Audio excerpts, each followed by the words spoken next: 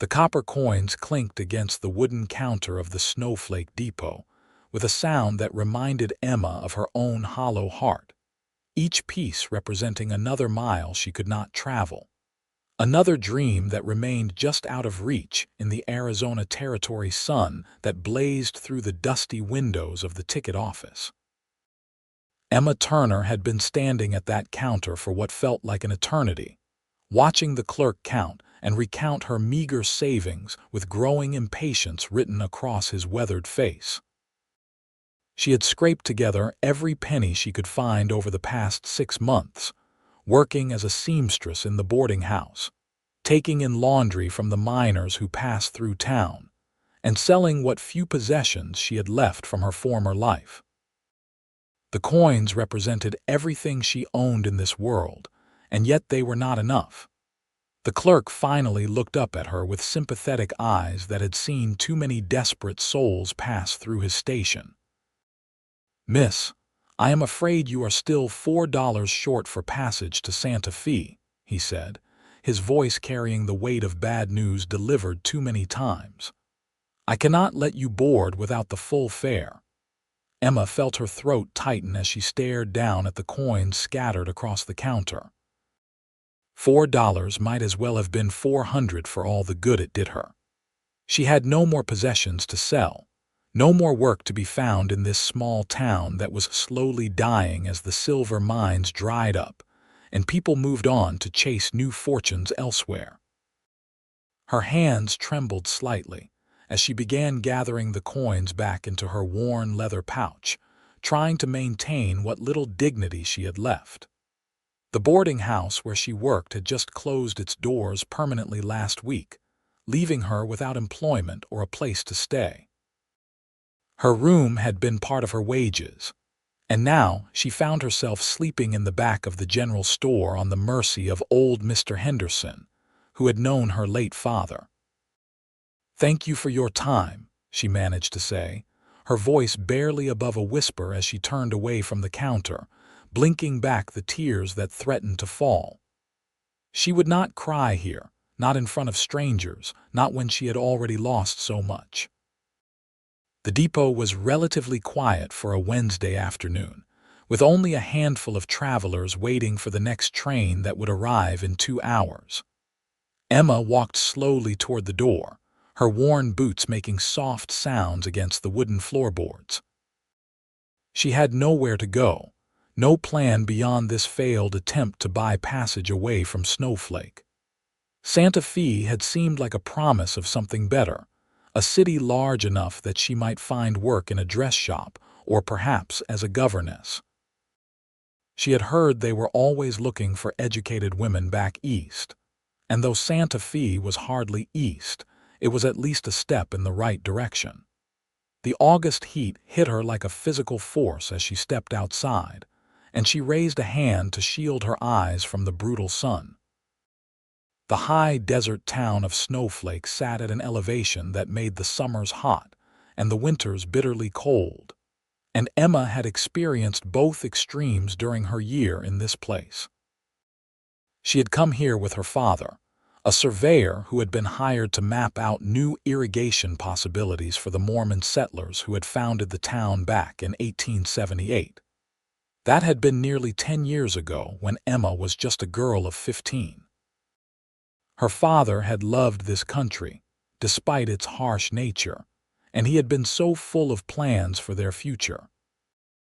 But then the fever had taken him last winter, leaving Emma alone at 24 years old with nothing but his pocket watch and a trunk of clothes that were becoming increasingly threadbare. She walked slowly down Main Street, past the general store and the saloon, past the blacksmith shop where she could hear the ring of hammer on anvil, past the small church with its whitewashed walls gleaming in the sunlight. Snowflake was not a lawless town like some of the rougher settlements in the territory. It had been founded by good people with strong values, and they had built a community based on hard work and faith. But good intentions could not create jobs where none existed, and Emma knew that her presence here was becoming an increasing burden on the few people who had shown her kindness. She found herself walking toward the edge of town without any real destination in mind, just needing to move to think, to figure out what she would do next. The landscape here was beautiful in its own stark way, with juniper trees dotting the red earth and mountains rising in the distance. The sky was that particular shade of blue that seemed to exist only in the high desert, so deep and clear it almost hurt to look at it. Emma had grown to love this country despite everything, and part of her ached at the thought of leaving it behind. She was so lost in her thoughts that she did not notice the rider approaching until his horse was nearly beside her.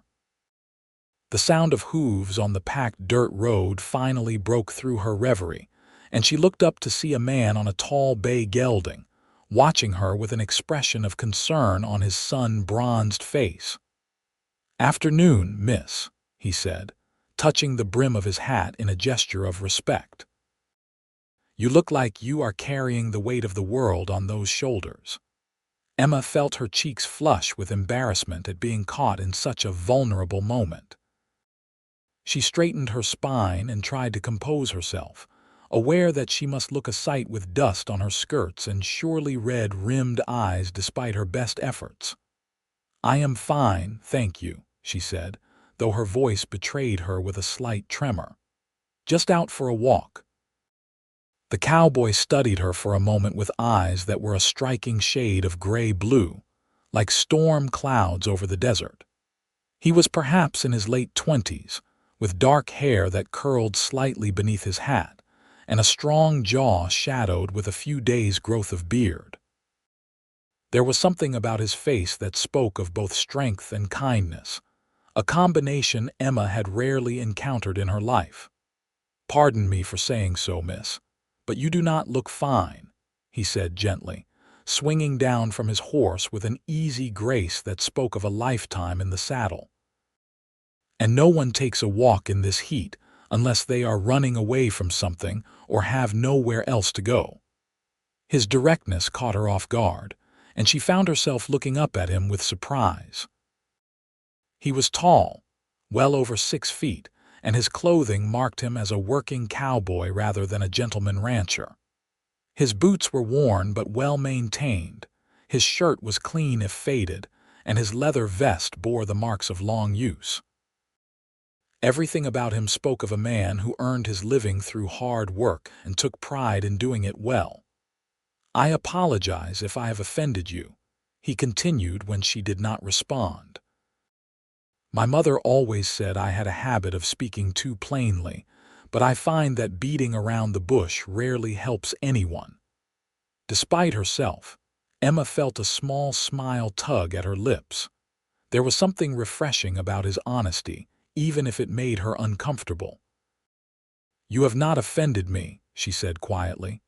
"And you are right, I have nowhere else to go." The admission cost her something, and she had to look away from those perceptive eyes. She focused instead on his horse, a handsome animal with intelligent eyes and a calm demeanor. "Lucas Kane," he said, extending his hand to her. "Most folks just call me Luke. I work for the Diamond K Ranch about 10 miles north of here." Emma hesitated only a moment before placing her smaller hand in his. His grip was firm but careful, and she could feel the calluses that marked him as a man who worked with his hands. "Emma Turner," she replied, retrieving her hand perhaps a bit too quickly.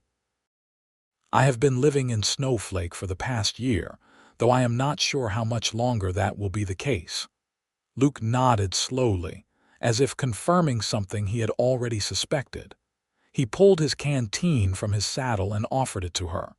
"You look like you could use some water," he said. "It must be near 100 degrees out here." Emma realized suddenly that her throat was parched and her lips were dry. She had been so preoccupied with her troubles that she had not even thought to bring water with her when she left the depot. She accepted the canteen gratefully and took a small sip, aware that it would be rude to drink too much of his supply. "Thank you," she said, handing it back to him. That was very kind. Luke took a drink himself before securing the canteen back on his saddle. Then he turned to face her fully, his expression thoughtful. I was in the depot a few minutes ago, picking up some supplies that came in on the morning train, he said slowly. I could not help but overhear your conversation with the ticket clerk. $4 short, was it? Emma felt her face burn with humiliation. It was one thing to fail in private, quite another to have a stranger witness her poverty. She wanted to deny it, to preserve some shred of pride, but what was the point? He had heard the truth, and lies would not change her circumstances. Yes, she said simply, lifting her chin slightly in defiance of the shame she felt. I was trying to buy passage to Santa Fe, but I do not have enough money. I will find a way eventually. What is in Santa Fe? Luke asked, and there was genuine curiosity in his voice rather than judgment. Emma shrugged, the gesture encompassing all her uncertainty about the future. Work, I hope. A fresh start. My father and I came here nearly 10 years ago, but he passed away last winter. I have been trying to save enough to leave ever since, but work is scarce in a town this small, especially for a woman with limited skills. I would not say your skills are limited, Luke said, glancing at her hands. Those look like the hands of someone who works hard. Seamstress, if I had to guess, based on the calluses on your fingers and the precision of the stitching on your dress. Emma looked down at her hands, surprised by his observation. The dress she wore was one she had made herself from fabric she had purchased with her first wages, and she had taken pride in making every stitch as perfect as possible. You are very observant, she said. Yes, I am a seamstress, and I take in laundry as well, or at least I did until the boarding house closed. Luke was quiet for a moment, and Emma could almost see him thinking, weighing something in his mind. When he spoke again, his words came slowly, as if he was being very careful about how he phrased them. Miss Turner, I have a proposition for you if you will hear me out, he said. And I want you to know up front that I mean no disrespect by it. I am a decent man, raised by decent people, and I would never suggest anything improper.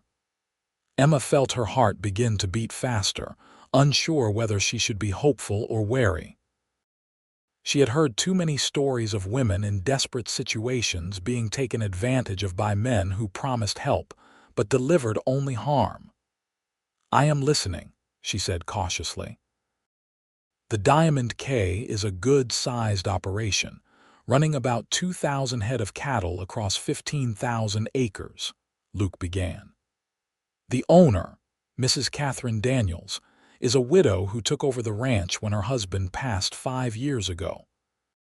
She is a strong woman, smart as a whip and tougher than most men I know, but she is getting older and the work is hard. She has been talking for months about needing to hire someone to help with the household duties, someone who can cook for the hands, do mending, keep the main house in order, that sort of thing. He paused, watching Emma's face carefully as he continued. The position comes with room and board, plus $20 a month in wages.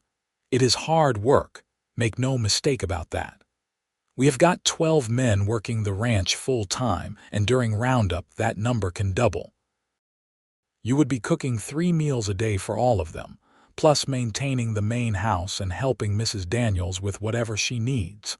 But it is honest work, and Mrs. Daniels treats her people fair. Emma felt a flicker of hope kindle in her chest, but she was afraid to trust it. This seemed too good to be true, too convenient, and her experience had taught her that things that seemed too good to be true usually were. Why would you offer this to me? She asked directly. You do not know anything about me beyond my name and the fact that I am desperate. For all you know, I could be a terrible cook or lazy or any number of things that would make me unsuitable for such a position. Luke smiled at that, a genuine expression that lit up his face and made him look younger than she had first thought. Perhaps he was closer to 26 or 27 rather than 30. That is a fair question, he admitted. The truth is, Mrs. Daniels sent me into town specifically to ask around for anyone who might be interested in the position. I was planning to put up a notice at the general store, but when I heard you talking at the depot, I thought maybe fate was lending a hand. As for not knowing anything about you, I know you are willing to work hard to change your circumstances. I know you have been supporting yourself for nearly a year since your father died, which takes both courage and determination. And I know that you were honest with the ticket clerk, even though you were disappointed. Those things tell me a lot about your character. Emma wanted to believe him, wanted to accept this offer that seemed to solve all her immediate problems, but caution held her back. She had been alone in the world long enough to know that she had to be careful, had to think through the implications of her choices. I would need to meet Mrs. Daniels before I agreed to anything, she said slowly, and I would want to see the ranch, understand what exactly would be expected of me. Of course, Luke said, nodding approvingly. I would think less of you if you did not insist on that, Mrs. Daniels would likely have my hide if I brought someone out to the ranch without giving them a chance to know what they were getting into. The Diamond K is a good 10 miles from town, which means you would not be able to come into Snowflake very often.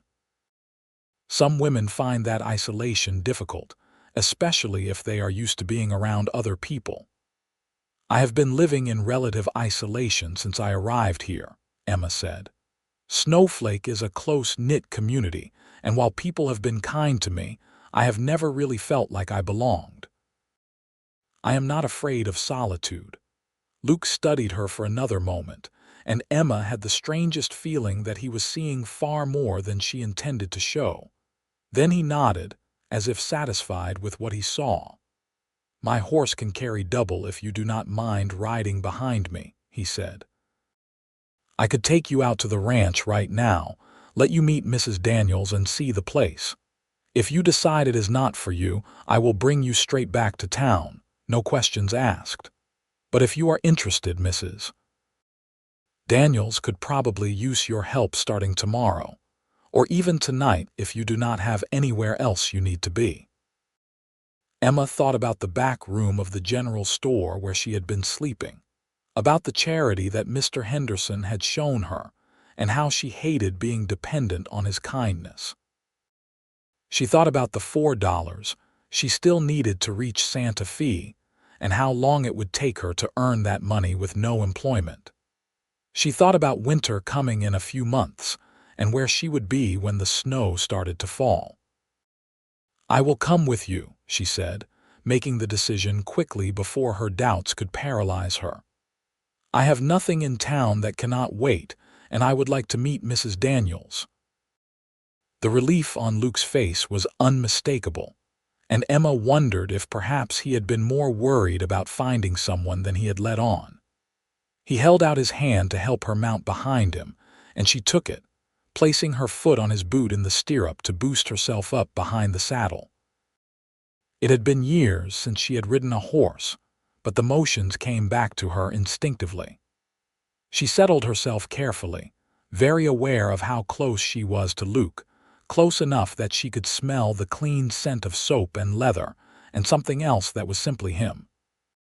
You will want to hold on, he said, reaching back to guide her hands to his waist. The trail gets rough in places, and I would hate for you to fall. Emma wrapped her arms around him, feeling the solid warmth of his body through his shirt. It was an intimate position, more intimate than she had been with any man since she was old enough to notice such things, and she felt her cheeks heat again.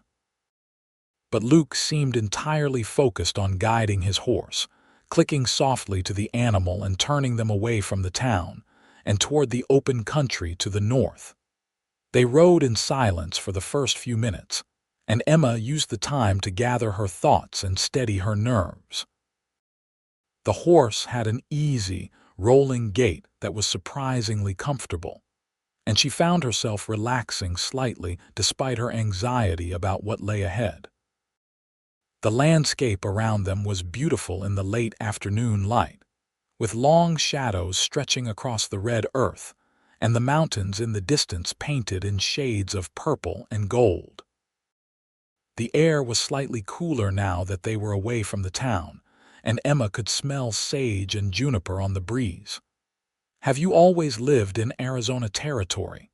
Luke asked after a while, his voice carrying easily despite the sound of the horse's hooves. "No," Emma replied. "I was born in Kansas, near Dodge City. My mother died when I was very young, and it was just my father and me after that. He was a surveyor, and his work took us all over.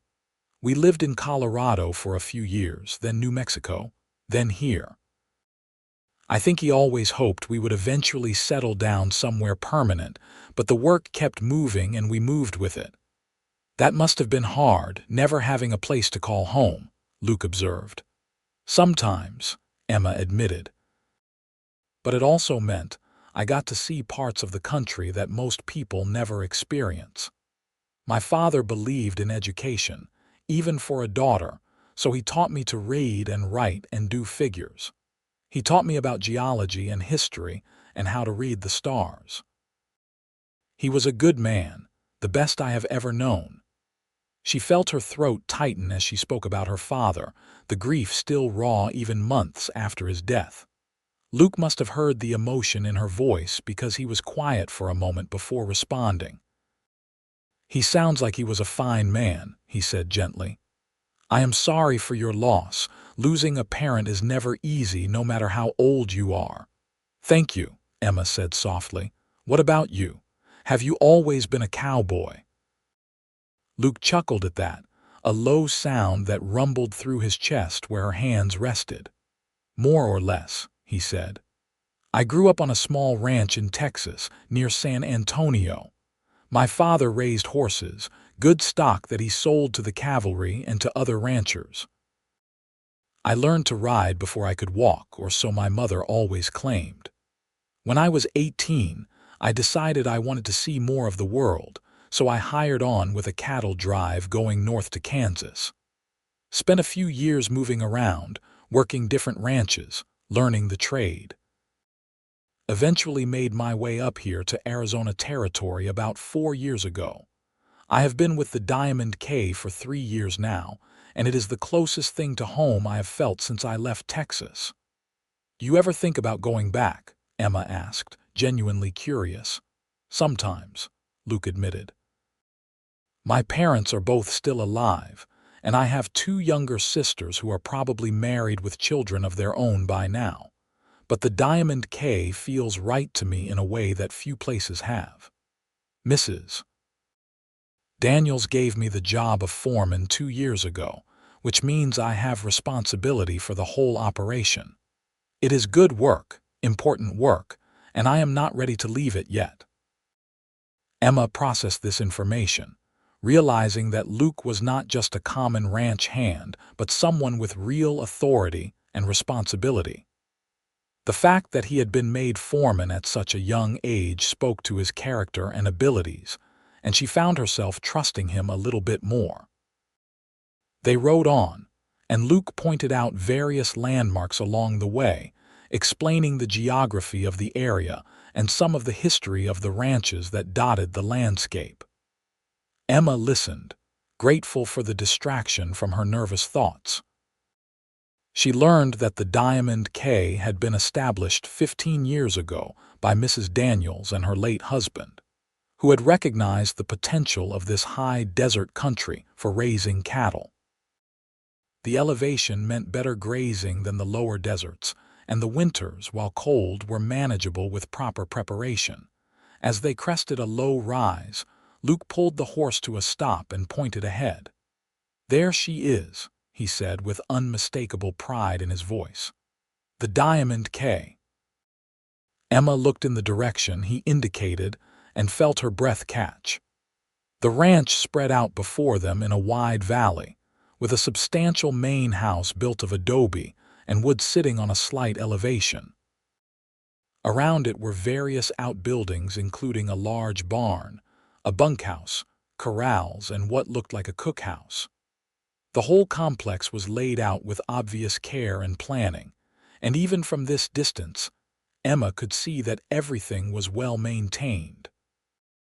Beyond the buildings, cattle dotted the landscape, grazing peacefully in the golden afternoon light.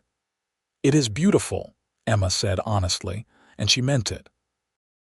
There was something solid and permanent about the scene before her, something that spoke of people who had built something meaningful and intended to preserve it.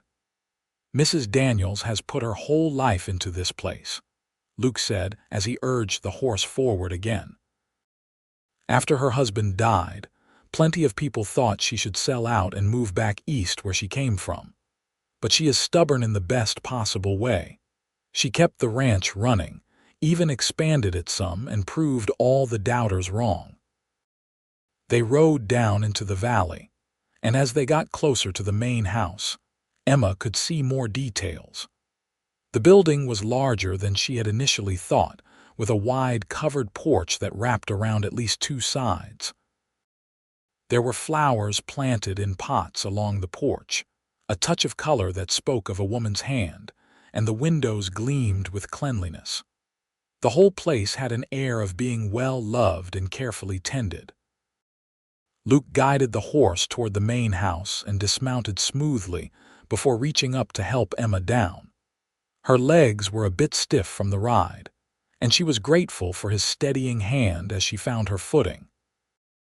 She took a moment to brush the dust from her skirts and check that her hair was still relatively neat beneath her bonnet, suddenly very conscious of how she must look to this woman who might potentially employ her. "Do not worry," Luke said quietly, as if reading her thoughts. "Mrs.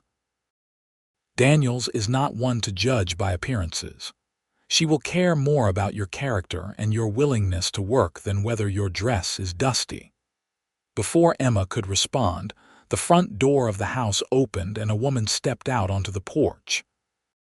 She was perhaps in her late 50s, with iron gray hair pulled back in a practical bun and eyes that were sharp and assessing. She was dressed in a simple work dress with an apron, and there was an air of competence about her that reminded Emma a bit of her father. This was clearly someone who was accustomed to making decisions and seeing them through. "Luke," the woman said, her voice carrying clearly across the yard, "I did not expect you back so soon. I thought you were spending the evening in town." "Change of plans, Mrs. Daniels," Luke replied, removing his hat respectfully. "I think I might have found a solution to that problem we have been discussing. This is Miss Emma Turner. Miss Turner, this is Mrs. Catherine Daniels, owner of the Diamond K." Mrs. Daniels came down the porch steps and approached them, her eyes fixed on Emma with an intensity that was slightly unnerving.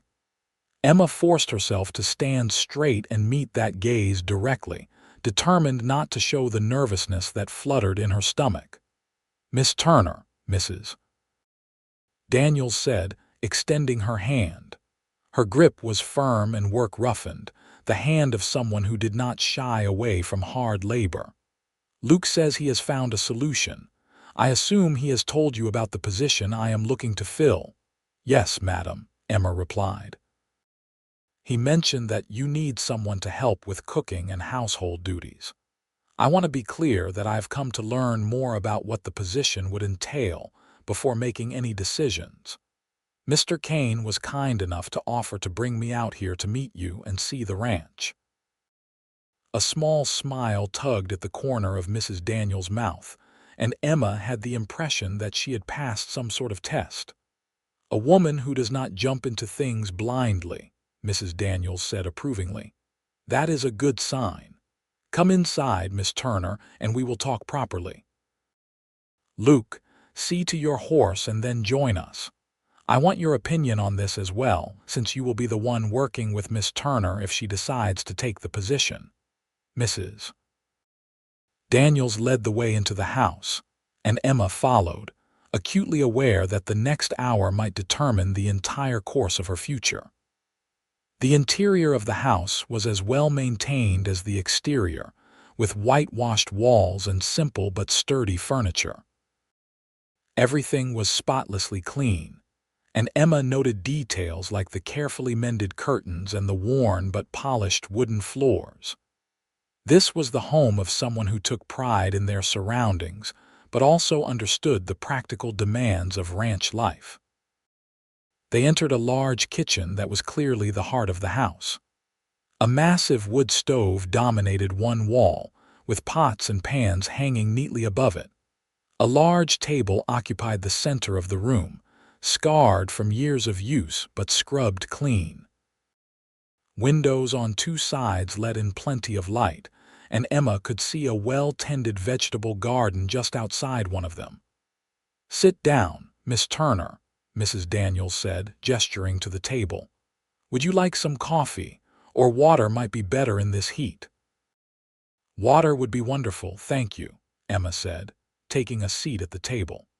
Mrs. Daniels poured water from a pitcher into a clean glass and set it in front of Emma before pouring one for herself and taking a seat across the table. She studied Emma for a long moment, and Emma got the distinct impression that very little escaped this woman's notice. "Luke mentioned that your father passed away last winter," Mrs. Daniels said without preamble. "How have you been supporting yourself since then?" Emma appreciated the directness. It was easier to deal with straight questions than to try to guess what someone wanted to hear. "I was working as a seamstress and laundress at the boarding house in Snowflake," she replied.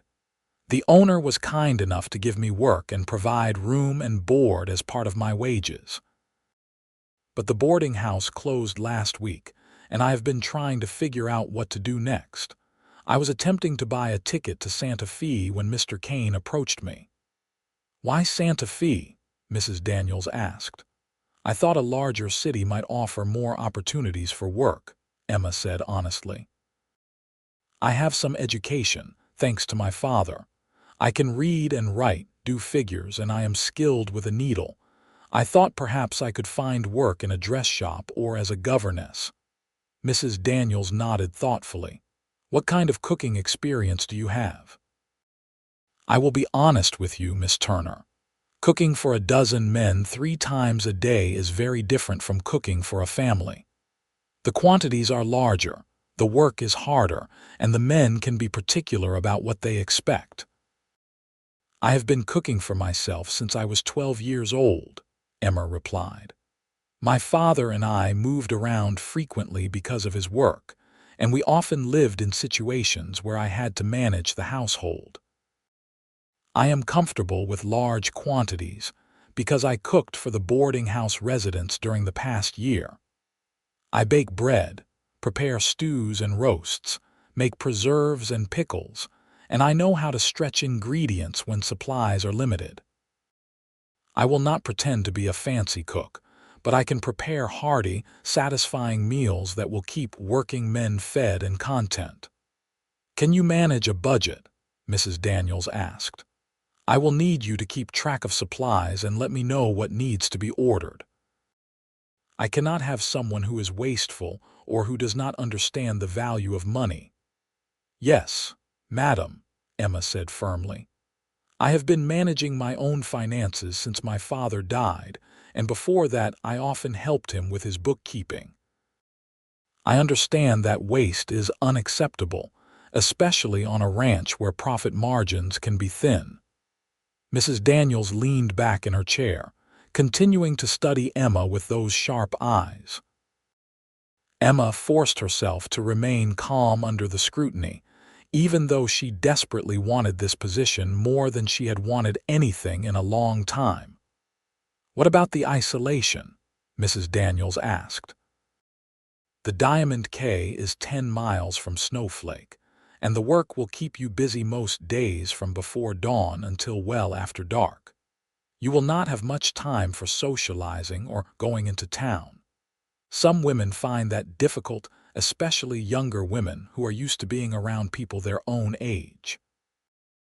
Emma thought about how lonely she had felt in Snowflake, surrounded by people who were kind but who had never really accepted her as one of their own.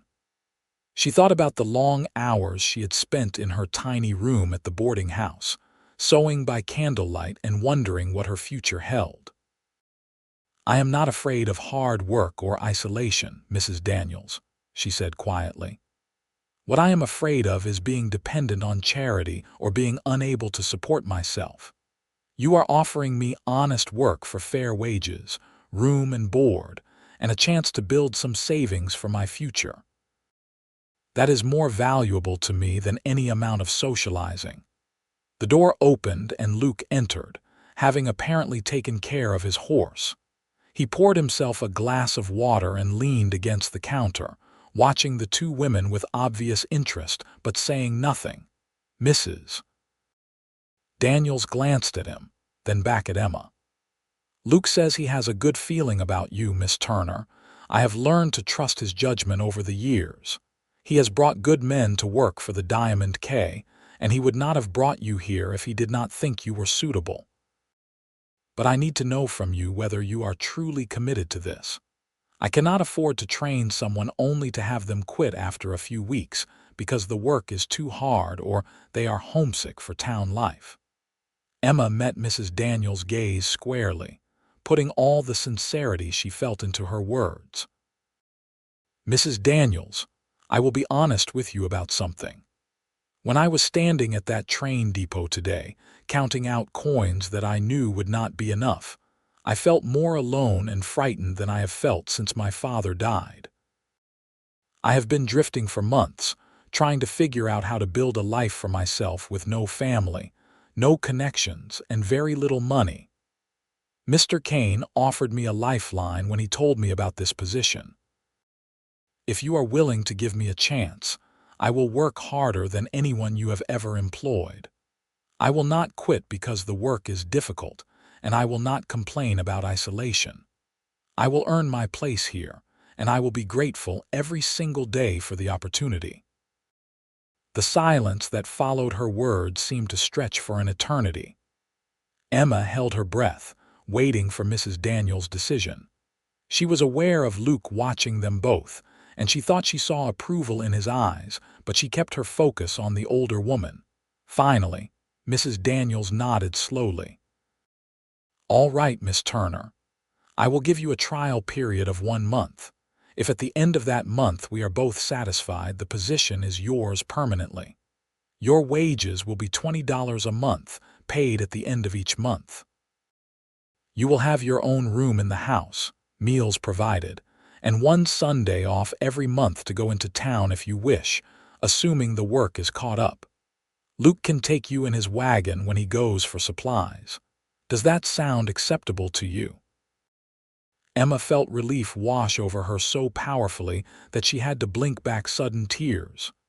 "Yes, madam. That sounds more than acceptable, thank you."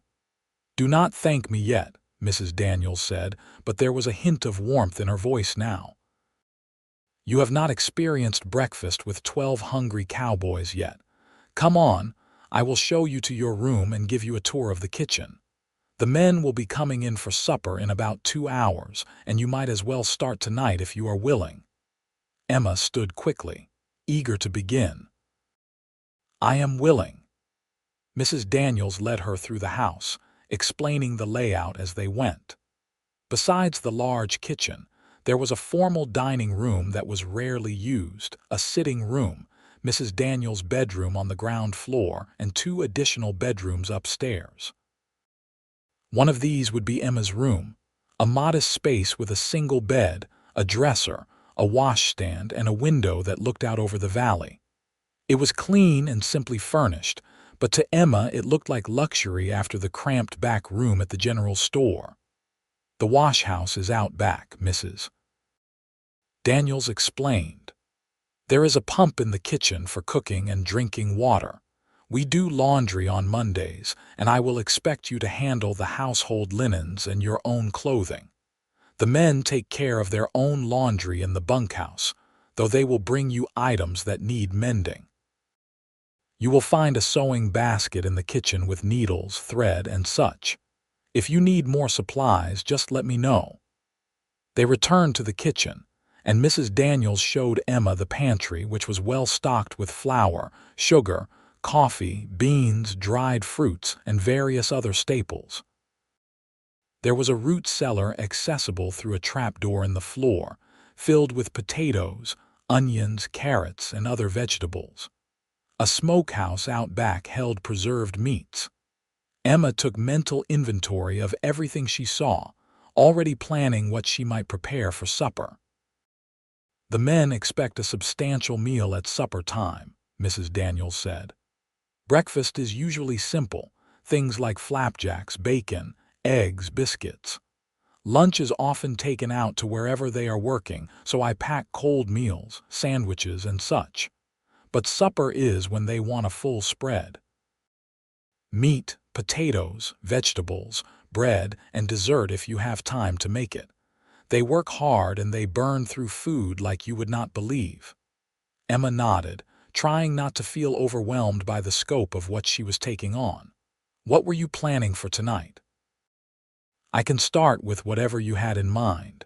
Mrs. Daniels smiled, and it transformed her stern face into something almost grandmotherly. "I was going to make beef stew with biscuits. It is simple enough and I already have the beef cut up, but if you are willing to take over, I would be grateful. My arthritis has been acting up something fierce today, and standing at that stove is harder than it used to be." "I can handle stew," Emma said with more confidence than she felt. "If you will just point me to where everything is, I will get started." For the next 2 hours, Emma worked in that kitchen with a focus and determination that surprised even herself. Mrs. Daniels stayed nearby, offering guidance and answering questions, but mostly letting Emma find her own way. Emma browned the beef, added onions and vegetables from the garden, poured in water and seasonings, and set the whole thing to simmer on the stove. While the stew cooked, she mixed up biscuit dough, kneading it until it was just right before cutting out perfect circles and arranging them on baking sheets. Luke came in at one point to check on their progress, and Emma was aware of his eyes on her as she worked. There was something about his presence that made her both nervous and strangely comforted at the same time. He did not offer unsolicited advice or hover, but she could feel his quiet support, and it steadied her. As the sun began to set, casting long shadows across the valley, Emma heard the sound of men's voices approaching the house. Her stomach clenched with nervousness, but she forced herself to remain calm. She had worked too hard to let fear undermine her now. She pulled the biscuits from the oven, golden and perfect, and began ladling stew into a large serving tureen. The door opened and men began filing in, their boots loud on the wooden floor. They were talking and laughing among themselves, clearly tired from a long day's work but in good spirits. The conversation died down as they noticed Emma standing at the stove, and she felt a dozen pairs of eyes turn toward her with curiosity. "Gentlemen," Mrs. Daniels said, her voice cutting through the sudden quiet. "This is Miss Emma Turner. She will be helping me with the cooking and housekeeping starting today. I expect you to treat her with respect and courtesy at all times. Anyone who forgets their manners will answer to me. Is that understood?" There was a chorus of "Yes, madam," from the assembled men, and Emma allowed herself to breathe a little easier. She carried the tureen of stew to the long table that dominated the kitchen, followed by platters of biscuits and bowls of butter. The men waited until Mrs. Daniels and Emma had taken their seats before sitting down themselves, which surprised Emma. She had expected rougher manners from cowboys, but these men clearly knew how to behave in the presence of women. Luke sat across from Emma, and she found herself meeting his eyes several times during the meal. He smiled at her encouragingly, and she felt warmth spread through her chest that had nothing to do with the hot food. Around them, The men dug into the stew with obvious enthusiasm, and Emma heard more than one compliment on the food, which made her relax further. "This is mighty fine stew, Miss Turner," said an older cowboy with graying hair and a weathered face. "Best I've had in a long while." "Thank you, Mr." Emma paused, realizing she did not know any of their names.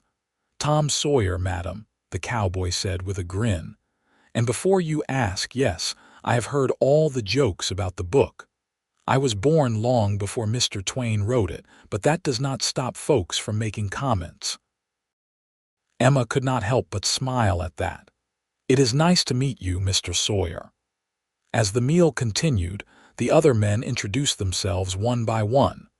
There was young Billy Harper, who could not have been more than 18 and who blushed furiously every time Emma looked in his direction.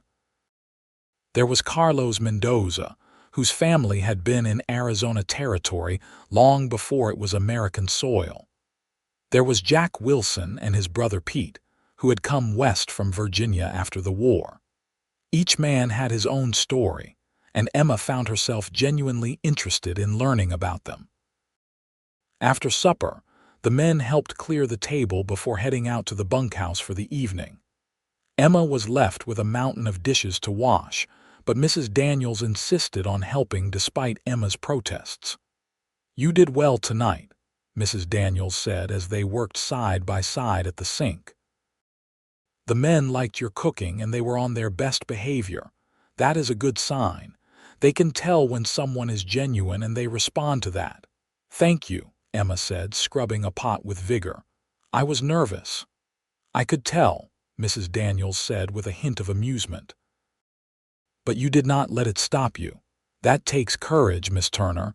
I think you are going to work out just fine here."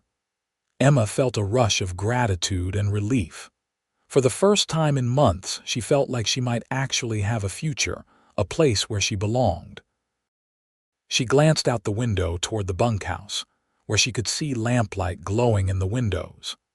Somewhere out there, Luke was settling in for the evening, and she found herself wondering what he was thinking about, whether he was pleased that she had done well on her first night. She pushed the thought away, reminding herself that she was here to work, not to develop romantic notions about a cowboy who had shown her kindness. But as she finished the dishes and climbed the stairs to her new room, she could not quite shake the memory of Luke's gray-blue eyes watching her across the table, or the way his smile had made her feel like maybe, just maybe, everything was going to be all right. Emma fell into bed exhausted that night, her muscles aching from the unaccustomed work and the long day. But despite her tiredness, sleep was slow to come. She lay in the darkness, listening to the unfamiliar sounds of the ranch settling in for the night. Somewhere in the distance, a cow lowed softly. The wind whispered through the juniper trees outside her window, and beneath it all, Emma felt the steady rhythm of the Diamond K, a place that was already beginning to feel like it might become home. She thought about the strange turn her life had taken today. This morning she had been counting coins at the train depot, desperate and alone. Tonight she was lying in a comfortable bed in a house that was beginning to feel welcoming, with the promise of honest work and fair wages. And all because a cowboy with kind eyes had taken the time to speak to a stranger in distress. Emma closed her eyes and whispered a prayer of thanks to whatever force had guided Luke Kane across her path today. Then, finally, she slept. The next few weeks passed in a blur of activity, as Emma settled into her new life at the Diamond K. She rose before dawn each morning to start breakfast, worked through the day cooking, cleaning, mending, and managing the endless tasks that came with running a household for 15 people, and fell into bed each night, too exhausted to do anything but sleep. It was hard work, harder than anything she had done before, but it was also deeply satisfying in a way she had not expected. Mrs. Daniels proved to be a fair but exacting employer. quick to point out when something was not done to her standards, but equally quick to offer praise when Emma exceeded expectations. The older woman had lived a hard life, and it showed in her no-nonsense approach to everything, but Emma also discovered a dry sense of humor and a generous spirit beneath the stern exterior. They developed an easy working relationship that gradually deepened into something like friendship. The cowboys who worked the ranch were a varied bunch, each with his own personality and quirks, but they all treated Emma with unfailing courtesy. She learned to cook the way they liked, with plenty of meat and potatoes and fresh bread at every meal. She mended their torn shirts and patched their worn jeans. She listened to their stories and laughed at their jokes, and gradually she began to feel like she was part of the Diamond K family rather than just an employee. But it was Luke who occupied more and more of her thoughts as the days passed. As foreman, he was often around the main house, consulting with Mrs. Daniels about ranch business or picking up supplies from the kitchen to take out to the men working in the distant pastures.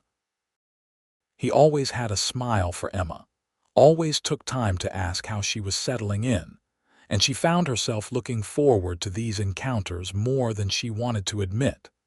There was something about Luke that drew her in ways she did not fully understand. It was not just that he was handsome, though he certainly was, with his dark hair and striking eyes and the way his broad shoulders filled out his shirts. It was something deeper, something in the way he carried himself with quiet confidence, the way he treated everyone around him with respect, the way he seemed to see her not as a charity case or someone to be pitied, but as a person of value and capability.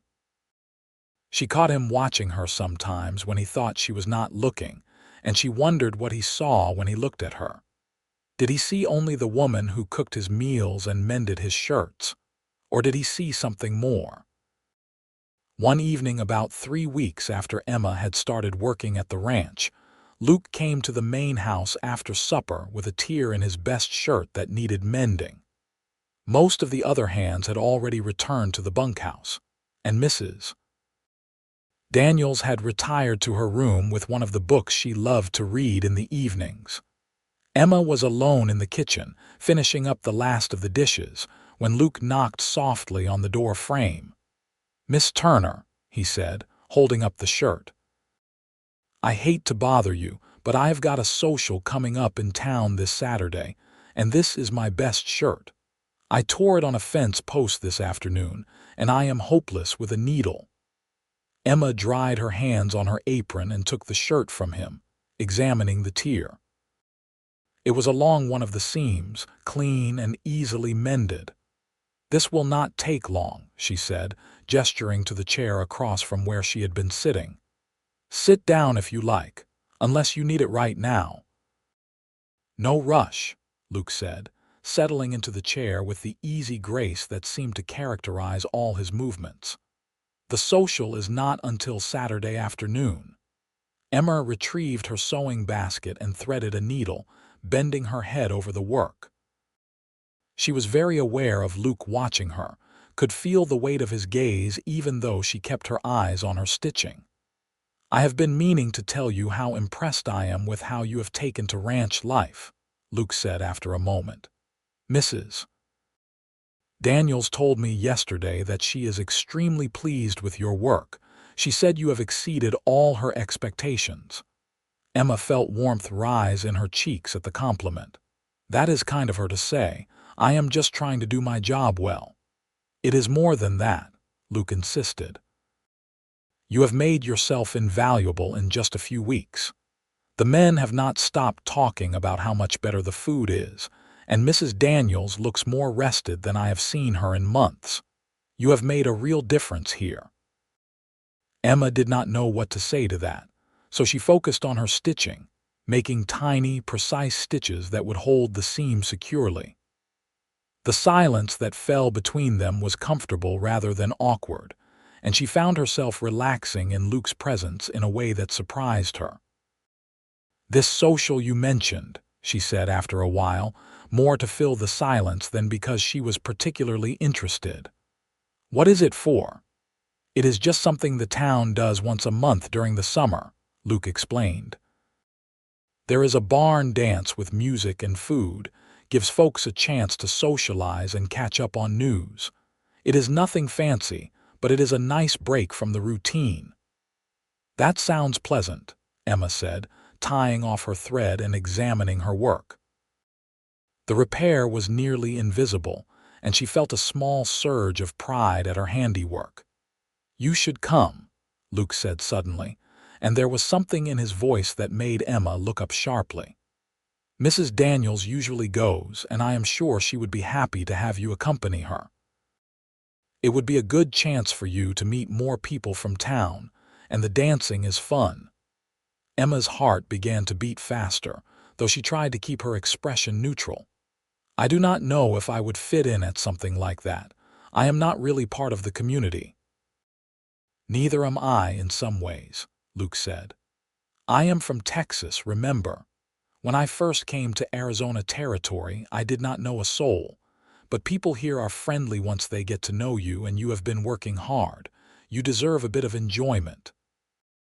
Emma handed him his mended shirt, and their fingers brushed briefly in the exchange. It was a small touch, probably meaningless, but Emma felt it like a spark of electricity up her arm. "I will think about it," she said quietly. Luke stood, holding the shirt and looking down at her with an expression she could not quite read. "I hope you will come," he said. "It would not be the same without you there." He left before Emma could respond, and she sat alone in the kitchen, her sewing forgotten in her lap. Her mind was racing, trying to parse the meaning behind his words. Was he simply being friendly, trying to help her integrate into the community? Or was there something more behind his invitation? She thought about the past 3 weeks, reviewing every interaction she had with Luke. The way he always seemed to find reasons to come to the main house. The way he smiled at her across the table during meals. The way his eyes followed her when he thought she was not paying attention. And the way her own heart raced whenever he was near. Emma had never been in love. She had never had time for courtship or romance, always focused on survival and taking care of her father. But she thought maybe, possibly, she was beginning to understand what all the fuss was about. The following Saturday, Emma found herself in the wagon heading toward Snowflake, sitting beside Mrs. Daniels and trying to calm the butterflies in her stomach. She had borrowed one of her better dresses from her trunk, a simple blue cotton with a white collar that her father had always said brought out the color of her eyes. She had taken extra care with her hair, pinning it up in a style that was more elaborate than her usual practical bun. Mrs. Daniels had been delighted when Emma had asked about attending the social, and she had insisted that Emma take the afternoon off to prepare properly. Now, as they rattled along the road toward town, the older woman chatted easily about the people they would likely encounter and the history of the monthly socials. Luke had ridden ahead earlier in the day, claiming he had some business to attend to before the dancing started. Emma had watched him go with a mixture of disappointment and relief. She was not sure she was ready to spend the afternoon in his company, afraid that her feelings might show too plainly on her face. The barn where the social was being held sat on the edge of town, a large structure that was usually used for storing hay and equipment, but had been cleared out and decorated for the occasion. Lanterns hung from the rafters, casting a warm glow over the space. Tables laden with food lined one wall, and a small group of musicians was setting up in one corner with a fiddle, a guitar, and a harmonica. People were already gathering, dressed in their Sunday best and chatting in groups. Emma felt a moment of panic as she climbed down from the wagon. She recognized very few of the people here, and suddenly the idea of spending the afternoon among strangers seemed overwhelming. But Mrs. Daniels took her arm firmly and led her into the barn with the confidence of someone who knew she belonged. "Catherine," a woman called out, waving from across the barn. "I am so glad you could make it." Mrs. Daniels steered Emma toward the woman, who proved to be the wife of one of the other ranchers in the area. Introductions were made, and Emma found herself being swept into conversation with a group of women who were curious about the new face in their midst. They asked polite questions about where she was from and how she was settling in at the Diamond K, and Emma answered as best she could, trying to seem friendly without revealing too much. She was in the middle of describing her father's work as a surveyor when she felt a presence behind her and turned to find Luke standing there, looking impossibly handsome in a clean white shirt and vest. His hair was still damp, as if he had recently bathed, and Emma caught the scent of soap and shaving tonic. "Ladies," he said, nodding politely to the group. Then his eyes found Emma's, and he smiled in a way that made her heart skip. "Miss Turner, would you do me the honor of the first dance?"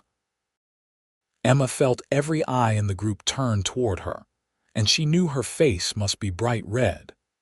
But she managed to nod and place her hand in Luke's outstretched one, letting him lead her toward the center of the barn where other couples were beginning to gather.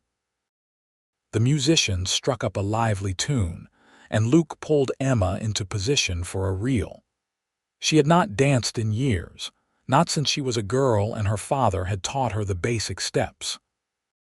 But Luke was a confident lead, and she found herself following his movements easily, swept up in the music and the joy of the moment. They danced through one song and then another, and Emma felt herself laughing for the first time in what seemed like forever. Luke was grinning down at her, his eyes bright with pleasure, and she thought she could happily spend the rest of the evening just like this, spinning across the floor in his arms. When the music finally slowed for a waltz, Luke pulled her closer, his hand warm against her back. This dance was more intimate, their bodies moving together in perfect synchronization.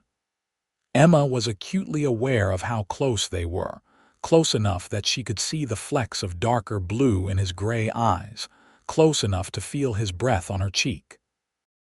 "I am glad you came," Luke said softly, his voice pitched low enough that only she could hear. "I have been looking forward to this all week." "Have you?" Emma asked, surprised by her own boldness. "Why?" Luke's expression grew serious, and he seemed to be weighing his words carefully.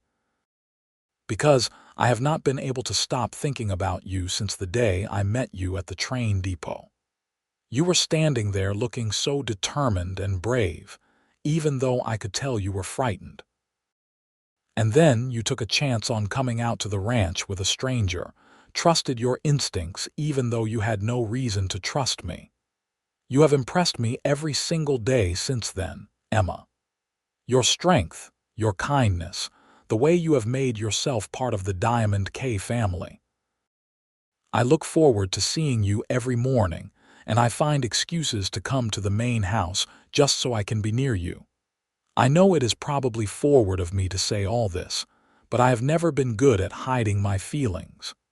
Emma felt her breath catch in her chest. She had hoped, had wondered, but to hear him say it so plainly was both thrilling and terrifying. "I have been thinking about you too," she admitted, her voice barely above a whisper. "More than I should, probably. You saved me that day, Luke. Not just by telling me about the job, but by making me feel like I mattered, like I was worth helping. I will never forget that." "You do matter," Luke said intensely. "You matter more than you know."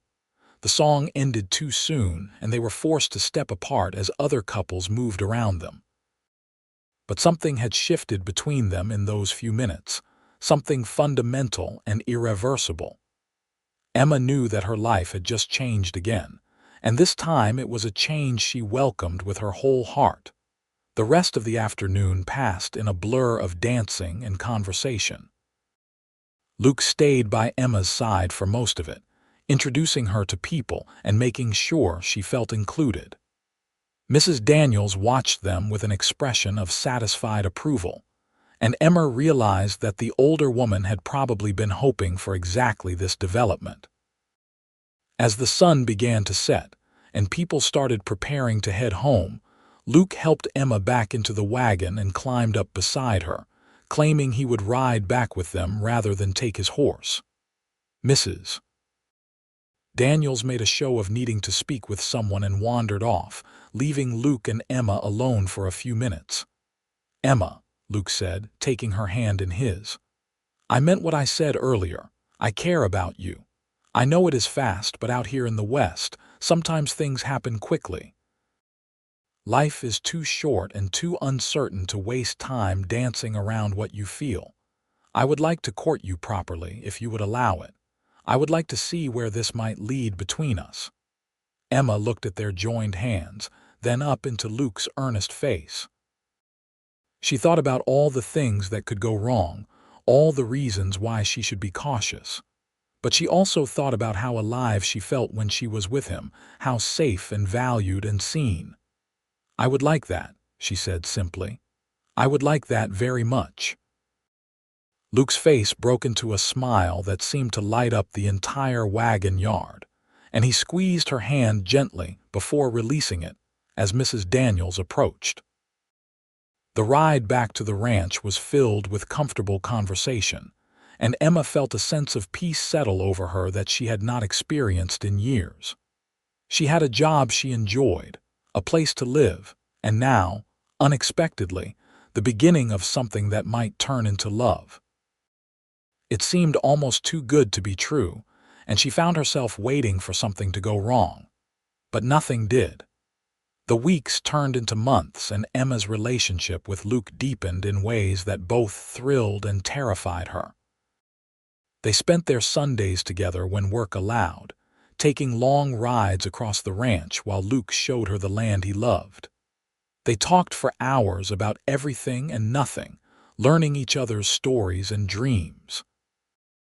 Luke was patient and respectful, never pushing her beyond what she was comfortable with, and Emma found herself falling more deeply in love with him with each passing day. The other ranch hands had noticed the relationship developing, of course, and Emma had been worried about how they might react. But to her relief, they seemed genuinely happy for both of them. More than one cowboy had pulled Luke aside to tell him he was a lucky man, and the older hands had started treating Emma with a kind of protective affection that reminded her of having older brothers. As autumn arrived and the temperatures began to cool, Emma realized that she had been at the Diamond K for nearly 6 months. Her trial period had long since passed, and Mrs. Daniels had made it clear that Emma had a permanent place at the ranch for as long as she wanted it. Emma had saved most of her wages, and her little room upstairs now contained a few personal items that made it feel like home: books and a new dress fabric, and a photograph of her father that she had retrieved from storage in town. One evening in late October, Luke asked Emma to take a walk with him after supper. The air was crisp and cool, perfect for walking, and Emma wrapped a shawl around her shoulders as they set out toward the ridge that overlooked the valley. The sun was setting in a blaze of orange and gold, painting the landscape in colors that seemed almost unreal. They walked in comfortable silence for a while, their hands occasionally brushing as they navigated the rocky path.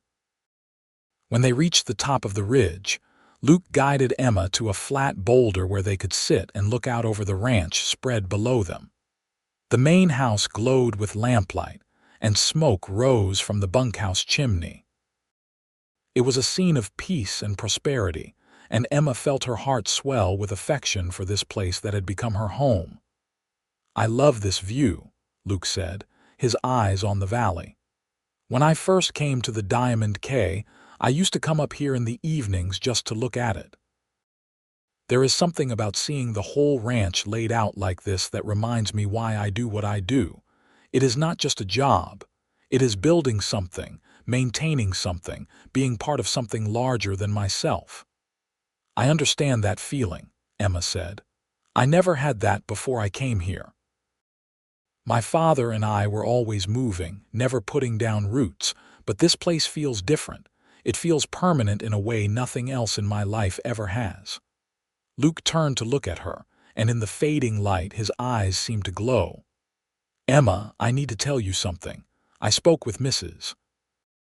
Daniels yesterday." Emma felt her stomach clench with sudden anxiety. "Is something wrong? Is she unhappy with my work?" "No, nothing like that," Luke said quickly, reaching for her hand. "Quite the opposite, actually. Mrs. Daniels wanted to talk to me about the ranch's future. She is getting older, and while she is still sharp as ever, she is thinking about what happens to the Diamond K when she is gone. She has no children, no family to leave it to. She told me yesterday that she is planning to make me a partner in the ranch, giving me a percentage of ownership and the option to buy the rest when she passes." Emma's eyes widened. "Luke, that is wonderful. That is more than you could have hoped for." "It is," Luke agreed. "But here is the thing, Emma.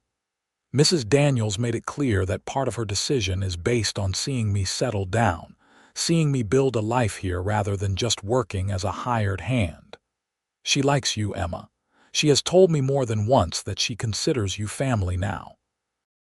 And she suggested, in her typically blunt way, that maybe I should stop dragging my feet and make my intentions clear." Emma's heart was pounding now, and she hardly dared to breathe. "What are your intentions, Luke?" Luke slid off the boulder and knelt in front of her, still holding her hand. In his other hand, he produced a small box that he must have been carrying in his pocket. "My intention is to love you for the rest of my life," he said, his voice steady and sure. "Emma Turner, you walked into my life 6 months ago counting coins for a ticket to nowhere, and I knew in that moment that I wanted to give you a reason to stay. I wanted to show you that you had value, that you deserved good things. But what I did not expect was that you would give me so much more in return. You have made me happier than I have ever been. You have made the Diamond K feel like a real home instead of just a place where I work. You have made me believe in the possibility of a future that I barely dared to imagine before. So I am asking you, will you marry me? Will you build this life with me, make this ranch our home together, raise a family here under these big skies?" Emma felt tears streaming down her face, and she realized she was nodding before she could even form words. "Yes," she finally managed to say. "Yes, Luke, I will marry you. I love you so much." Luke opened the box to reveal a simple gold band with a small diamond that caught the last rays of sunlight. It was modest but beautiful, and Emma knew it probably represented a significant portion of Luke's savings. He slipped it onto her finger and it fit perfectly, as if it had been made for her. Then he stood and pulled her into his arms, kissing her with a passion that made her dizzy. Emma kissed him back, pouring all her love and joy and hope into that moment. When they finally pulled apart, both breathing hard, Luke rested his forehead against hers. "I promise I will spend the rest of my life making you happy," he said. "I will build you a house of our own, give you everything you have ever wanted, never let you regret this decision." "I could never regret this," Emma whispered. "You gave me more than a ticket to a better place, Luke. You gave me a ticket to your heart, and that is worth more than all the train tickets in the world." They stayed on the ridge until the stars came out, talking about their future and making plans. Luke wanted to build a house on the eastern edge of the property, where there was a good spring and a stand of cottonwood trees. Emma wanted a garden where she could grow flowers as well as vegetables, and maybe some chickens. They talked about children, both hoping for a large family to fill the house with noise and laughter. They talked about the ranch and how they would manage it together when the time came, partners in every sense of the word. When they finally made their way back down to the main house, they found Mrs. Daniels waiting for them on the porch, a knowing smile on her face. "I suppose I should congratulate you both," she said before either of them could speak. "Though I will admit I am not surprised. I saw this coming from the first day Luke brought you here, Emma." "You did?" Emma asked, surprised. "Of course," Mrs. Daniels said. "I saw the way he looked at you, like you were the answer to a question he had been asking himself for years. And I saw the way you looked at him when you thought no one was watching, like he hung the moon. It was only a matter of time." Luke laughed at that, his arm around Emma's waist. "Well, I am glad we were not as subtle as we thought. Mrs. Daniels, Emma has agreed to be my wife. We would like to get married as soon as possible, if that is all right with you." "All right with me," Mrs. Daniels repeated. "Young man, I would not have made you a partner in this ranch if I thought you were going to stay a bachelor forever. This is the best news I have had in years." "When are you thinking?"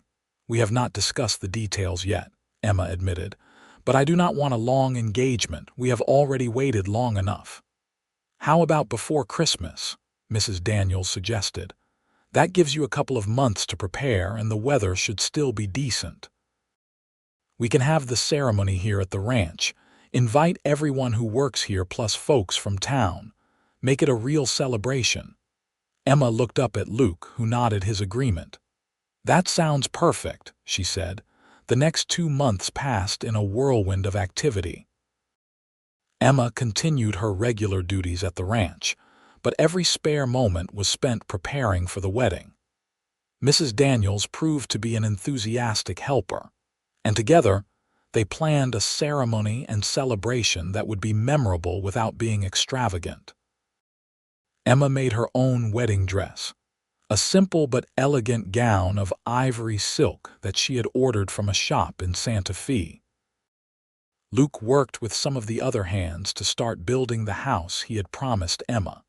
And though it would not be finished by the wedding, the foundation was laid and the frame was going up.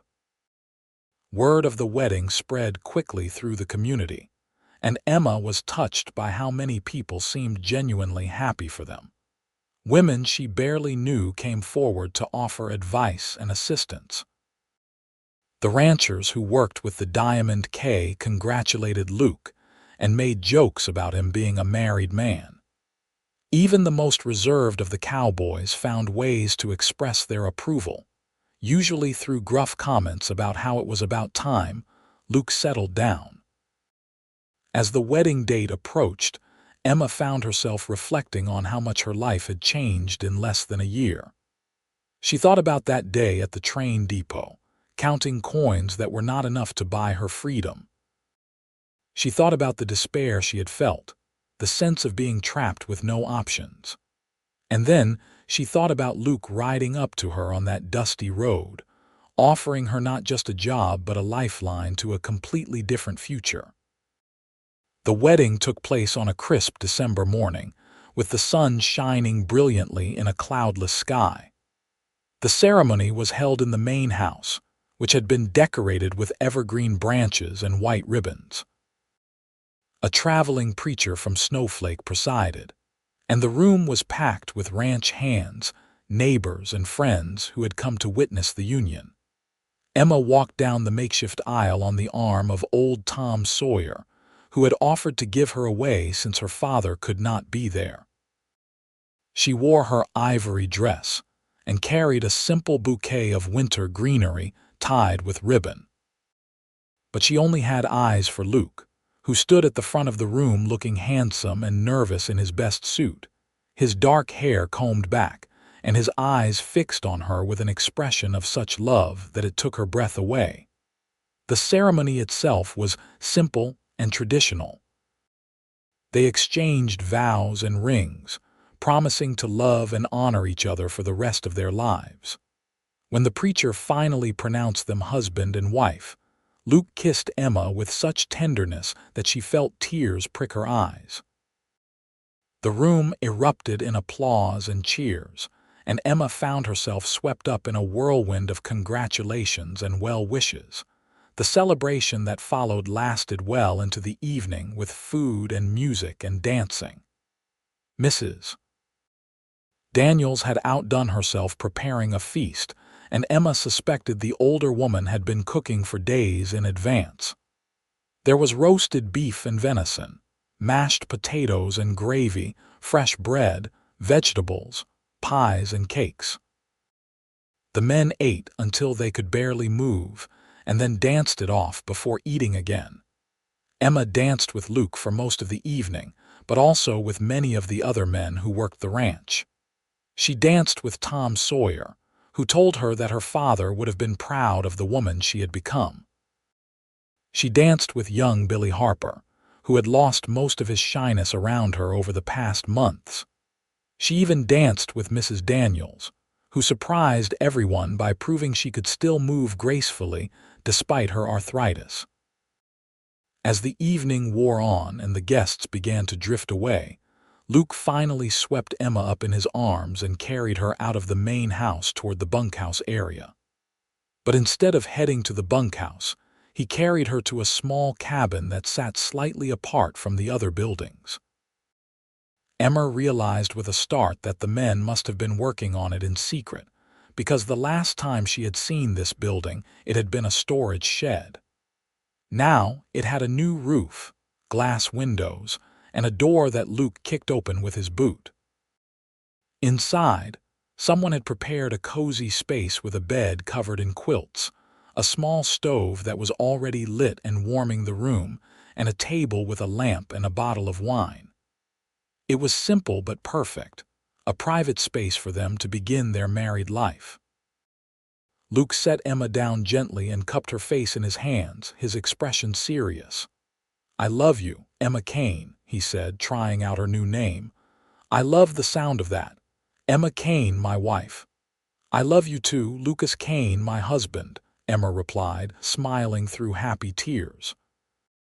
"Thank you for seeing me that day, for giving me a chance, for loving me."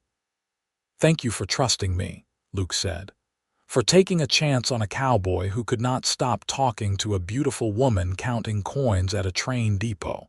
You could have walked away, could have told me to mind my own business. But you took a leap of faith, and I promise you will never regret it." They spent their wedding night in that little cabin, and Emma discovered a joy and intimacy she had never imagined possible. Luke was gentle and patient, taking his time to make sure she felt safe and cherished. They talked late into the night about their dreams and plans, holding each other close as the fire in the stove burned down to embers. The next morning, Emma woke in Luke's arms feeling more content than she had ever felt in her life. She thought about the journey that had brought her here, all the pain and loss and struggle. But she also thought about the joy and love she had found, the family she had gained, the future that stretched before her bright with possibility. Luke stirred beside her, opening his eyes and smiling when he saw her watching him. "Good morning, Mrs. Kane," he said, pulling her closer. "Good morning, Mr. Kane," she replied, resting her head on his chest and listening to the steady beat of his heart. They stayed in bed longer than they probably should have, but Emma could not bring herself to care. The ranch would survive without them for a few hours, and she wanted to savor these first moments of married life. Eventually, though, they rose and dressed, and Luke walked Emma back to the main house where she would need to start preparing breakfast for the hands. Mrs. Daniels was already in the kitchen, but she took one look at their glowing faces and shooed them both out. "I can manage breakfast this morning," she said firmly. "You two go take a walk or do something else newlyweds do. You have got the rest of your lives to work, so take today for yourselves." Luke did not need to be told twice. He grabbed Emma's hand and led her outside into the crisp December morning.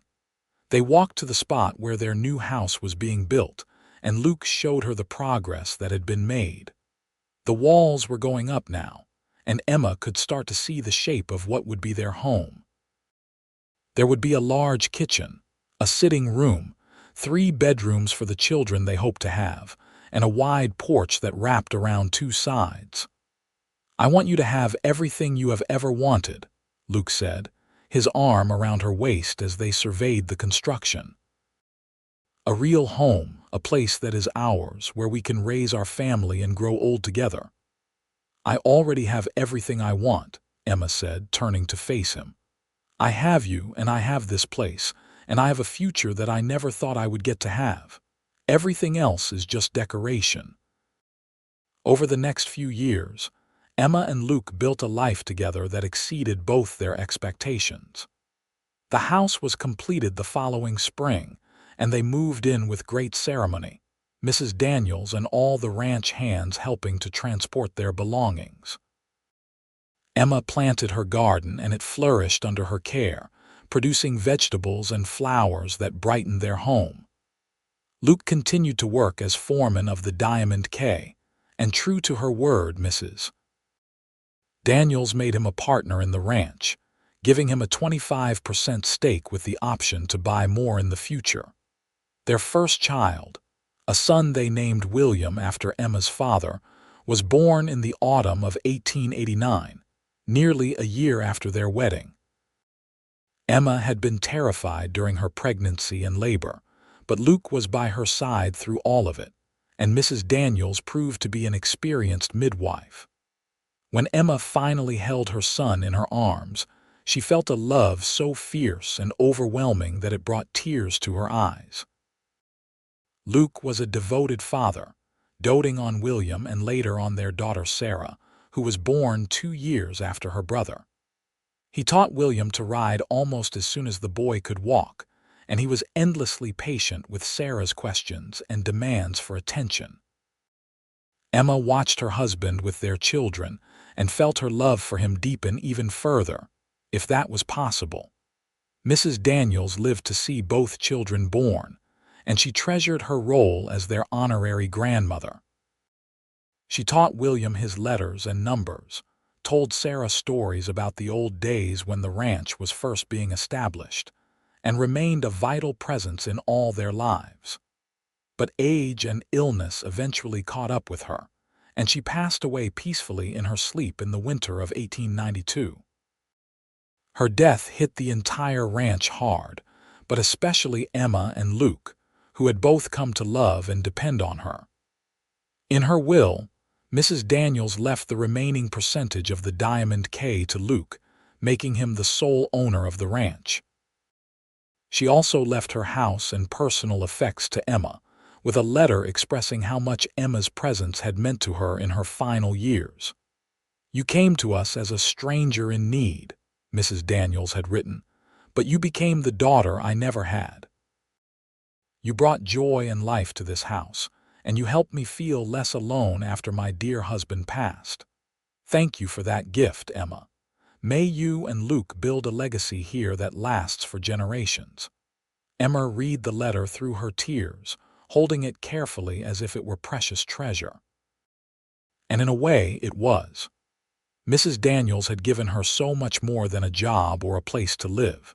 She had given Emma a family and a purpose, and a sense of belonging that could never be replaced. Luke and Emma threw themselves into running the Diamond K, determined to honor Mrs. Daniels' legacy by making the ranch even more successful. They expanded their herd, improved their grazing land, and built a reputation for producing quality cattle. Luke proved to be a shrewd businessman as well as a skilled rancher, and Emma managed the household finances with the same careful attention to detail that she brought to everything else. Their family continued to grow. A second son, Thomas, was born in 1893, followed by another daughter, Catherine, named after Mrs. Daniels, in 1895. Each child was a blessing, and Emma and Luke worked together to create a home filled with love and laughter and security. As the years passed, Emma sometimes thought back to that day at the train depot in Snowflake, when she had been counting coins for a ticket to nowhere. She thought about how desperate and alone she had felt, how certain she had been that her life was effectively over. And then she thought about Luke riding up to her, offering her not just a job but a chance at something better. He had told her once that he wanted to give her a ticket to his heart, and that was exactly what he had done. But what he perhaps had not realized was that she had given him the same gift in return. They had saved each other that day, in ways neither of them could have predicted. The Diamond K thrived under their stewardship, becoming one of the most successful ranches in Arizona territory. When Arizona achieved statehood in 1912, Luke and Emma were in their early 50s, still actively managing the ranch with help from their now adult children. William had taken over much of the day-to-day operations, showing the same natural leadership skills his father possessed. Sarah had married a neighboring rancher's son, expanding the family's connections and influence. Thomas was studying veterinary medicine, planning to return to the ranch to care for their livestock.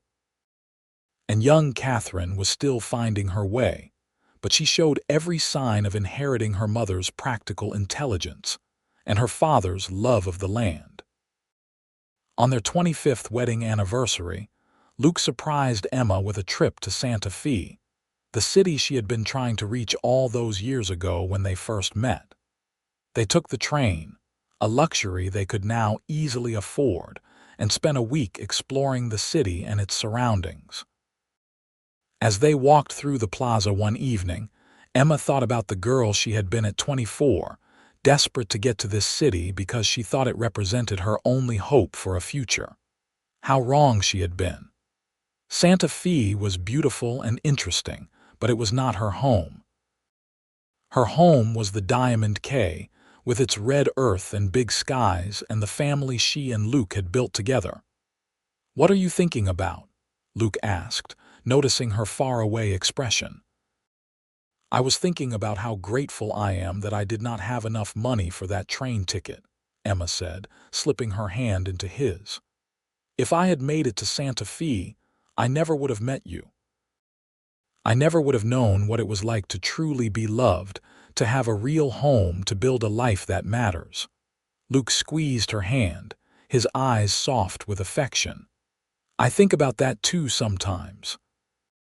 What might have happened if I had gone to a different store that day, or if I had decided to stay at the ranch instead of riding into town? How easily we might have missed each other entirely." "But we did not miss each other," Emma said. "You found me exactly when I needed to be found, and you gave me more than I ever dreamed possible." "We gave each other that," Luke corrected. "You made my life complete, Emma. You turned a ranch into a home, a job into a calling, a lonely cowboy into the luckiest man alive." They kissed there in the Santa Fe Plaza, two middle-aged people who were still as much in love as they had been on their wedding day. Passers-by smiled at them, recognizing the look of a couple who had weathered life's storms together and come through stronger for it. When they returned to the Diamond K, they were greeted by their children and grandchildren, for Sarah had blessed them with two beautiful granddaughters. The house was filled with noise and chaos and love, exactly as Emma had always hoped it would be. Luke pulled Emma aside that evening after everyone else had gone to bed, leading her out to the porch where they could look up at the stars. The night was cool and clear, and the heavens were blazing with light. "You remember the first night you spent at the ranch?" Luke asked, his arm around Emma's shoulders. "Of course," Emma said. "I was so nervous and exhausted, but also hopeful in a way I had not been in months. I remember lying in bed and thinking that maybe, just maybe, my luck was finally changing." "Mine too," Luke admitted.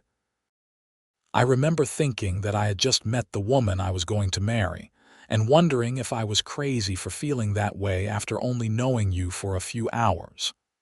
"You were not crazy," Emma said, leaning into him. "Or maybe we both were, but it was the best kind of crazy." They stood there in comfortable silence, looking out over the land they had built together. The ranch house they had constructed was dark now, their children sleeping peacefully inside. The cattle were bedded down for the night, watched over by the next generation of cowboys who worked the Diamond K. Everything was as it should be, the result of years of hard work and dedication and love. "Thank you," Emma said softly. "For what?" Luke asked. "For seeing me that day. For stopping. For caring enough to help a stranger. For loving me. For building this life with me. For all of it." Luke kissed the top of her head, holding her close. "Thank you for taking a chance on me, for trusting me. For making every single day of the past 25 years better than the one before. For being my partner and my love and the mother of my children. For all of it." As they stood there beneath the stars, Emma reflected on the strange and wonderful path her life had taken. She had set out that day to buy a ticket to nowhere, with nothing but some coins and a desperate hope for something better. What she had found instead was everything she had never known she wanted, given to her by a cowboy with kind eyes and a generous heart. Luke had given her a ticket to his heart that day, and she had accepted it gladly. Together they had built something beautiful and lasting, a legacy that would endure long after they were gone. Their children would inherit the Diamond K, and their grandchildren after them, and each generation would carry forward the values and love that Luke and Emma had instilled in them. It was more than Emma had ever dared to dream, and as she stood in the circle of her husband's arms, she knew with absolute certainty that she was exactly where she was meant to be. Not in Santa Fe or Kansas or anywhere else, but here, in this place where the desert met the sky, where she had found not just a home but a purpose, not just a job but a family, not just a future but a love that would last forever. The Diamond K would continue to thrive for generations, a testament to what two people could build when they found each other at exactly the right moment. And though Emma and Luke would eventually pass from this world, their story would live on in the land they had nurtured, the family they had raised, and the love that had started with a simple act of kindness on a dusty Arizona road. Years later, when Emma was in her 70s and Luke had gray in his hair and lines around his eyes, they would sit on that same porch and tell their grandchildren about how they met. The children would listen wide-eyed as Emma described counting coins at the train depot, and they would cheer when Luke rode up to save the day like a hero from one of their storybooks. "But Grandma," one of the grandchildren would invariably ask, "were not you scared to go with Grandpa when you did not even know him?" Emma would smile and look at Luke, still seeing the young cowboy he had been all those years ago. "I was terrified," she would admit. "But sometimes the best things in life require us to be brave. Your grandfather gave me a reason to hope when I had almost given up, and that made all the difference. Remember that, children. Never give up hope, and never be afraid to take a chance on something that might change your life for the better." Luke would squeeze her hand, and they would share a smile full of memories and love. Their story was one of chance and choice, of desperation turned to hope, of loneliness transformed into belonging. It was a love story that began with coins on a counter and a cowboy's kindness, and it would endure as long as the red earth of Arizona and the big sky that stretched above it. As the sun set over the Diamond K on countless evenings to come, Emma and Luke would sit together and watch the day fade into night, grateful for every moment they had been given. They had built a good life together, a life worth living, and they had done it by choosing each other over and over again, every single day. And if anyone had asked Emma whether she regretted not having enough money for that train ticket to Santa Fe all those years ago, she would have laughed and said it was the best misfortune that ever befell her. Because that shortage of $4 had led her to Luke, and Luke had led her to everything else that mattered. In the end, Emma Turner Kane lived to be 82 years old, surrounded by children and grandchildren and even great-grandchildren who all bore the mark of the love she and Luke had shared. Luke followed her just 2 years later, unable to bear being without his beloved wife for long. They were buried side by side on a hill overlooking the Diamond Quay, with a simple marker that read Lucas and Emma Kane, together forever. And on warm summer evenings, when the wind whispered through the juniper trees and the stars blazed overhead, some said you could still feel their presence on the ranch they had built together, a reminder that true love never really dies. It lives on in the land and the family and the legacy left behind, a testament to a chance meeting on a dusty road and a cowboy who gave a desperate woman not just a job, but a ticket to his heart and a lifetime of love.